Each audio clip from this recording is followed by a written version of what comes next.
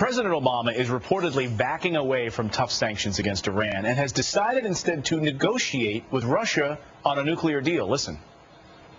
We are working together to pressure Iran to meet its international obligations. And today, we have reached agreement on one of my administration's top national security priorities, a pivotal new arms control agreement. But is softening sanctions the way to deal with a nuclear Iran? Frank Gaffney is the president and founder of the Center for Security Policy, and he joins us this morning live. Thank you so much for joining us, sir. Good morning, Clayton. All right, so what do you make of this whole policy plan here? Is it fair to call the United States softening position against Iran? Is that fair?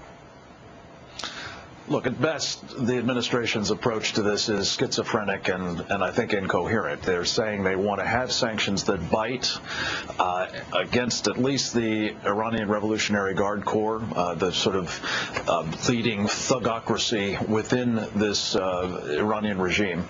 And they are going to simultaneously engage the Iranians. And I'm afraid in practice, this is coming down to a very bad bit of business. We're seeing, on the one hand, the multilateral sanctions dragging out, being watered down, yes, at the insistence of not only the Russians and the Chinese, but some of our allies, all of whom are making money with the Iranians. They're refusing to implement unilateral sanctions that Congress has adopted overwhelmingly. They're, I think, undermining our key allies in the region, most especially Israel. And as you just showed in your clip, they're pursuing this idea that if only we disarm, that'll somehow intensify the pressure on the Iranians to do the same. In practice, I think, Clayton, what this amounts to is allowing the Iranians to run out the clock and to get nuclear weapons, and the world will be a much more dangerous place. In fact, I think it's likely to conduce to war.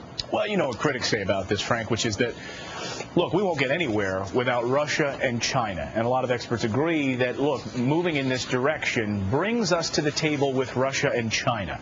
So now we have these three nations putting pressure on Iran in a way that we wouldn't be able to do on our own. What do you say to that? Well, I just see no evidence of it. I think the critics are dead wrong. The Russians and Chinese are continuing to enable precisely the problems that I'm talking about. They're staving off sanctions that have any material impact on the regime, and the regime is simply continuing inexorably in Iran to build nuclear weapons. And, you know, we're going to be confronted at some point in the not-too-distant future with the reality that they have them. The administration will at that point say, now we have to live with it. Let's try to contain it. And I'm afraid that this is a regime that will not be contained, and weapons will be probably used if they get their hands on them. Frank, we're out of time. Always great to see you. Thanks so much for your expertise this morning.